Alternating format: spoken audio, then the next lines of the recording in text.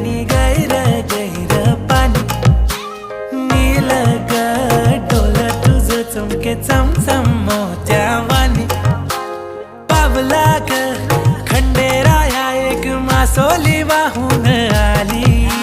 story ही मासोलीची कोली वाऱ्यानं famous झाली पाण्यात गोड पुन्हा कोल्याची पोर आली वाहून माझ्या किनारी